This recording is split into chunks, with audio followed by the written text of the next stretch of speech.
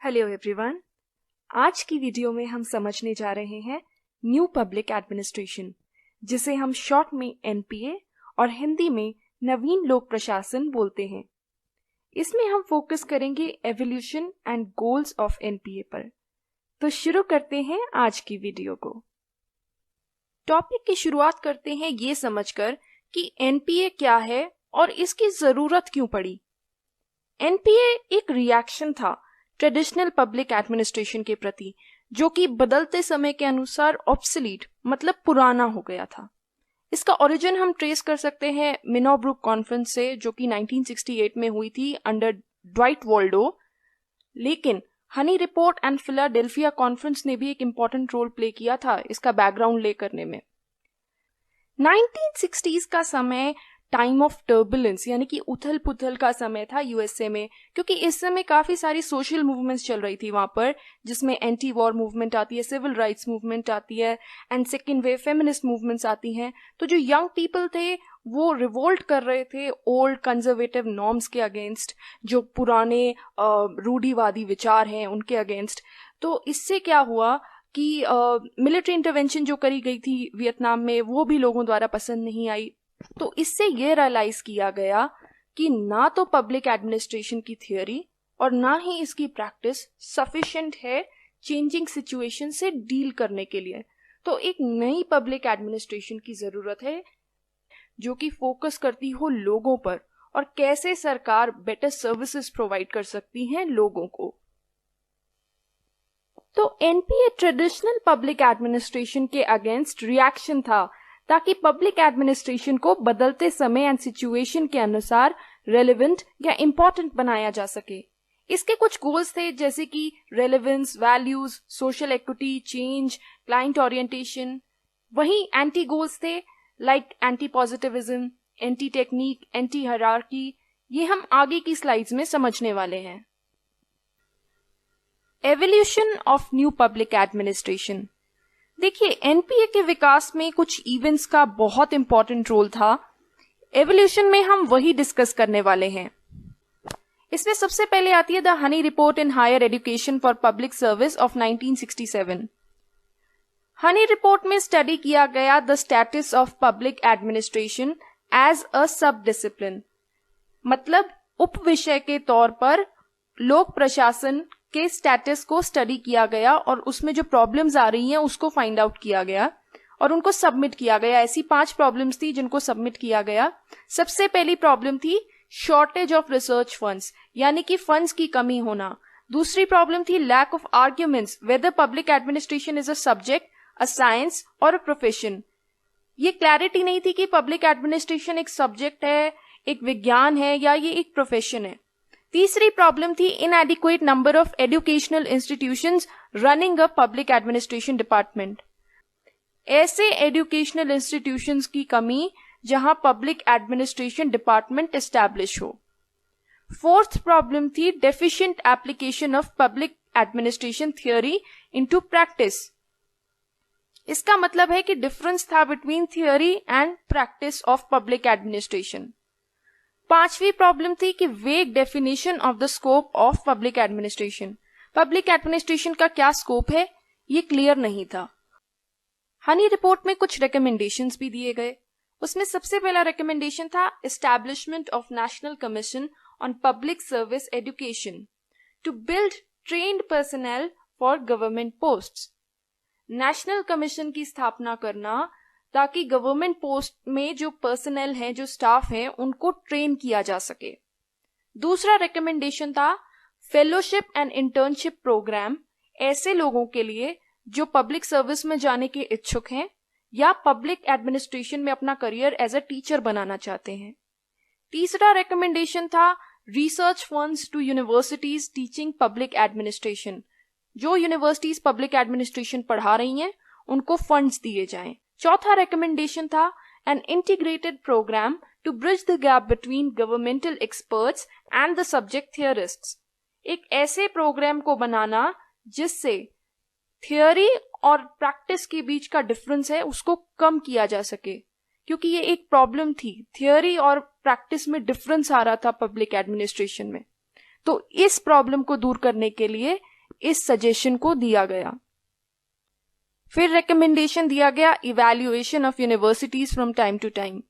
ऐसी यूनिवर्सिटी जहां public administration पढ़ाई जा रही है उनका मूल्यांकन किया जाए। नेक्स्ट इवेंट था the Philadelphia conference on the theory and practice of public administration. American Academy of Political and Social Science ने इस कॉन्फ्रेंस को कराया था फिलाडेल्फिया में 1967 में, और इस कॉन्फ्रेंस को चेयर किया था जेम्स सी चार्ल्सवर्थ ने। इसके कुछ मेन पॉइंट्स थे। सबसे पहला पॉइंट था the scope of public administration should be flexible for its growth. मतलब कि स्कोप ऑफ पब्लिक एडमिनिस्ट्रेशन है उसको हमें लचीला बनाने की जरूरत है, ताकि जो डायनामिक सोसाइटी है, जो बदलते हुए हालात हैं, उसके हिसाब से एडमिनिस्ट्रेशन अपने आप को ढाल पाए उसमें। अगला उसमें पॉइंट ये रखा गया था कि politics administration dichotomy held no value as administrators were advisers of politicians in policy making. मतलब पॉलिटिक्स एंड एडमिनिस्ट्रेशन की डाइकोटमी का, इनके सेपरेशन का कोई फायदा नहीं है, ये बिल्कुल मीनिंगलेस है, क्योंकि एडमिनिस्ट्रेटर्स ही एडवाइस करते हैं पॉलिटिशियंस को इन पॉलिसी मेकिंग। वैसे ये पॉलिटिक्स एडमिनिस्ट्रेशन डाइकोटमी हम पिछली वीडियो में समझ चुके हैं, ये एक फेज था पब्लिक एडमिनिस्ट्रेशन की डेवलपमेंट में। अगर आप देखना चाहते हैं तो डिस्क्रिप्शन बॉक्स में लिंक है उस वीडियो का, आप वहां जाके उस वीडियो को देख सकते हैं। Next recommendation was rigid rules to establish hierarchy and internal processes lead to rigidity in results in a changing environment। इसका मतलब ये है कि जो कठोर रूल्स होते हैं, रिजिड रूल्स होते हैं, चाहे वो हिरार्की से रिलेटेड हो, इनको खत्म करने की जरूरत है, क्योंकि ऐसे रूल्स से एडमिनिस्ट्रेशन में भी रिजिडिटी आ जाती है। Another point was कि poverty, unemployment, environment, pollution and degradation must be the thrust areas for public administration। Public administration को इन issues पर भी importance देने की जरूरत है। Another point was the recommendation to bring more efficiency and accountability। Administration में ज्यादा से ज्यादा efficiency लाई जाए, accountability लाई जाए, ताकि कम समय में administration ज्यादा से ज्यादा कार्य कर पाए। Next important event was the Minnowbrook Conference of 1968। Minnowbrook वैसे तो एक कॉन्फ्रेंस सेंटर है जिसको ओन किया जाता है सिराक्यूज यूनिवर्सिटी द्वारा। तो इस कॉन्फ्रेंस सेंटर में ये कॉन्फ्रेंस हुई थी और इसको व्हाइट वॉल्डो ने ऑर्गेनाइज किया था with the help of George Frederiksen, और इसमें टॉप यंग स्कॉलर्स को इनवाइट किया गया था। हम इंट्रोडक्शन में भी समझ चुके हैं कि इस समय काफी उथल पुथल चल रही थी अमेरिका में, काफी सारी मूवमेंट्स चल रही थी, तो इस बैकग्राउंड में इस कॉन्फ्रेंस को ऑर्गेनाइज किया गया था। इस कॉन्फ्रेंस का मेन थीम था to focus on social equity in the delivery of public goods. Social equity होता है पॉलिसी बनाते time equality, justice and fairness का ध्यान रखना। मिनोब्रुक कॉन्फ्रेंस के 4 गोल्स माने जाते हैं, वो है रेलेवेंस, वैल्यू, इक्विटी, चेंज। इनको एनपीए का फीचर भी बोला जाता है और एनपीए का गोल भी बोला जाता है। सबसे पहले आता है रेलेवेंस। रेलेवेंस का मतलब ये है कि आसपास जितने भी रेलेवेंट इश्यूज हो रहे हैं, चाहे कोई मूवमेंट है, उसको पब्लिक एडमिनिस्ट्रेशन के डिसिप्लिन में इंक्लूड करना जरूरी था, ताकि पब्लिक एडमिनिस्ट्रेशन बदलते समय के अनुसार रेलेवेंट बन सके, इंपॉर्टेंट बन सके। दूसरी चीज थी values. Public administration had been value neutral. Traditional public administration जो है वो वैल्यू न्यूट्रल है। वैल्यू न्यूट्रल का मतलब होता है निष्पक्ष। लेकिन मिनोब्रुक के पार्टिसिपेंट्स ने कहा कि हमें वैल्यूज को इंक्लूड करने की जरूरत है, मूल्य को इंक्लूड करने की जरूरत है पब्लिक एडमिनिस्ट्रेशन में। साथ ही साथ जस्टिस, फ्रीडम, इक्वालिटी, ऐसे कॉन्सेप्ट्स को भी हमें पब्लिक एडमिनिस्ट्रेशन के स्कोप में इंक्लूड करने की जरूरत है। Third goal was social equity. Social equity को हम समझ ही चुके हैं कि पॉलिसी बनाते time equality, justice and fairness का ध्यान रखा जाए, and administrators should become champions of under privilege section of the society.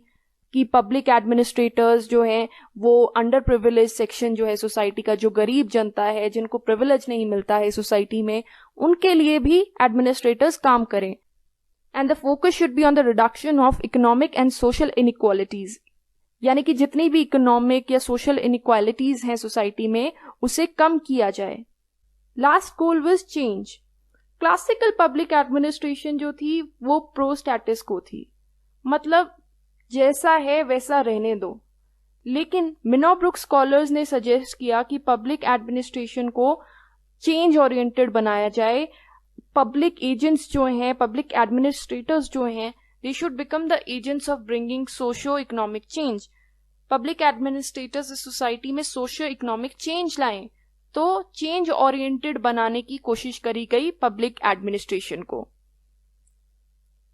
Fourth event was 2 important publications on new public administration। इस पीरियड में 2 important publications आई एनपीए पर। उसमें से पहली थी फ्रैंक जे मरीनी की towards a new public administration, Minnowbrook perspective, और दूसरी थी ड्वाइट वॉल्डो की public administration in a time of turbulence. दोनों ने ही प्रमोट किया एनपीए के आइडिया को और हेल्प किया मिनोब्रूक कॉन्फ्रेंस के आइडियाज को स्प्रेड करने में। फिर आती है मिनोब्रूक कॉन्फ्रेंस 2 ऑफ 1988। ये जो सेकेंड मिनोब्रूक कॉन्फ्रेंस थी, इसको ऑर्गेनाइज किया गया था जॉर्ज फ्रेडरिक्सन द्वारा, और ये 20 साल बाद हेल्ड हुई थी आफ्टर द फर्स्ट मिनोब्रूक कॉन्फ्रेंस के। पहले वाली तो हुई थी 1968 में और ये हुई थी 1988 में। इसमें डिफरेंस ये था कि इसमें पार्टिसिपेंट्स ज्यादा थे और दोनों ही जेंडर्स को, मेल्स और फीमेल्स को, इक्वल रिप्रेजेंटेशन दिया गया था। इसमें 50% यंग पब्लिक एडमिनिस्ट्रेटर्स थे, वहीं जो अदर हाफ है इसमें वो था जो ओरिजिनल मिनोब्रूक कॉन्फ्रेंस में पार्टिसिपेट कर चुके हैं। मिनोब्रूक कॉन्फ्रेंस 2 में पार्टिसिपेंट्स अलग अलग फील्ड से थे, चाहे वो पॉलिटिकल साइंस हो, लॉ हो या मैनेजमेंट हो। इसमें एम्फेसिस किया गया on concepts like leadership, technology and retreating of the state in the form of governmental cutback, downsizing and privatisation. तो लीडरशिप जैसे इश्यूज पे, टेक्नोलॉजी पे, स्टेट का रिट्रीट करना, गवर्नमेंटल कटबैक करना, डाउनसाइजिंग यानी कि स्टाफ घटा देना, प्राइवेटाइजेशन यानी कि निजीकरण, तो इन चीजों पे, इन कॉन्सेप्ट्स पे एम्फेसिस रहा इस पर्टिकुलर कॉन्फ्रेंस का। A need was felt to bridge the gap between the theoretical background of public administration and public officials. Again, theory और practice के बीच में जो difference है उसको खत्म करने की, कम करने की बात करी गई। Then the focus on good personnel system to increase productivity. Best लोगों को हायर किया जाए, उन्हें ट्रेनिंग दी जाए, उन्हें मोटिवेट किया जाए ताकि एक अच्छा पर्सनल सिस्टम, एक कार्मिक प्रशासन खड़ा किया जा सके। Public administration needs to become interdisciplinary, यानी कि अलग अलग सब्जेक्ट्स की स्टडी करने की जरूरत है पब्लिक एडमिनिस्ट्रेशन को, because it can not work in a vacuum, अकेले रह के काम नहीं कर सकती है। इस कॉन्फ्रेंस में भी ये रियलाइज किया गया था कि public administration as a discipline must be strengthened. एक विषय के तौर पर पब्लिक एडमिनिस्ट्रेशन को स्ट्रेंथन करने की, स्ट्रॉन्ग करने की जरूरत है। Next is Minnowbrook conference 3 of 2008। इस कॉन्फ्रेंस को कंडक्ट करवाया गया था रोजमेरी ओ लियरी द्वारा 2 पार्ट्स में। पार्ट 1 में इंक्लूडेड थे पीएचडी होल्डर्स और पार्ट 2 में इंक्लूडेड थे वो 30 स्कॉलर्स एंड एक्सपर्ट्स जिन्होंने मिनोब्रूक कॉन्फ्रेंस 1 एंड 2 में पार्टिसिपेट किया था। इस कॉन्फ्रेंस की भी कुछ फाइंडिंग्स थी।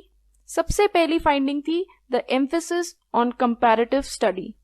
पब्लिक एडमिनिस्ट्रेशन को अलग अलग कंट्रीज के एडमिनिस्ट्रेशन की स्टडी करनी चाहिए, फिर उन्हें कंपेयर करना चाहिए। सेकेंड फाइंडिंग विज इंसेंटिव्स, मतलब प्रोत्साहन। इंसेंटिव्स देने चाहिए, चाहे वो प्रमोशन की फॉर्म में हो या पैसे की फॉर्म में। Next was more funding to support research in public administration. Public administration में रिसर्च के लिए ज्यादा फंडिंग हो। Another finding was widening of curriculum to make it more interdisciplinary.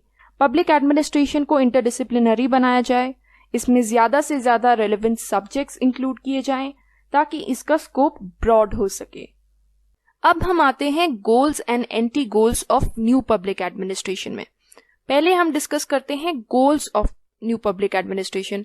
इनमें से हम relevance, values, social equity and change तो पहले ही डिस्कस कर चुके हैं और क्लाइंट ओरिएंटेशन अभी रहता है। क्लाइंट ओरिएंटेशन का मतलब होता है कि जनता पे फोकस होना चाहिए एडमिनिस्ट्रेशन का, ना ही सिर्फ उन्हें गुड्स एंड सर्विसेज प्रोवाइड किए जाएं, बट उन्हें कैसे और कहां प्रोवाइड कराना है ये भी जनता से पूछा जाए। फिर आते हैं हम एंटी गोल्स पे। अब एनपीए के एंटी गोल्स क्या है? सबसे पहला है एंटी पॉजिटिविज्म। पॉजिटिविज्म सपोर्ट करता है फैक्ट्स को या तथ्यों को। तो सिंपल मीनिंग में अगर हम समझें तो ट्रेडिशनल पब्लिक एडमिनिस्ट्रेशन सपोर्ट करती थी पॉजिटिविज्म को, फैक्ट्स को। ये फैक्ट बेस्ड स्टडी करने की बात करती थी। वहीं एनपीए इंपॉर्टेंस देता है वैल्यूज यानी मूल्यों को। इस प्रकार ये एंटी पॉजिटिविस्ट हो जाता है। Next anti goal is anti technical यानी anti technique. New public administration techniques की बजाय ह्यूमंस पर फोकस करती है। ये मानती है कि मशीनों से ज्यादा इंपॉर्टेंट इंसान है, इसलिए ये एंटी टेक्निकल है। Third anti goal is anti hierarchy या एंटी हिरार्कल। एनपीए मानता है कि हिरार्की को खत्म करना चाहिए क्योंकि ये रिजिडिटी लाती है, स्थिरता लाती है ऑर्गेनाइजेशन में, इसलिए एनपीए एंटी हिरार्कल है। तो आज की वीडियो में इतना ही। उम्मीद है आपको न्यू पब्लिक एडमिनिस्ट्रेशन समझ आया होगा। अगर आपको मेरी ये वीडियो पसंद आई हो तो प्लीज लाइक कीजिएगा, इस वीडियो को शेयर कीजिएगा और मेरे चैनल को सब्सक्राइब कीजिएगा। Thank you so much and have a nice day. आपका दिन शुभ हो।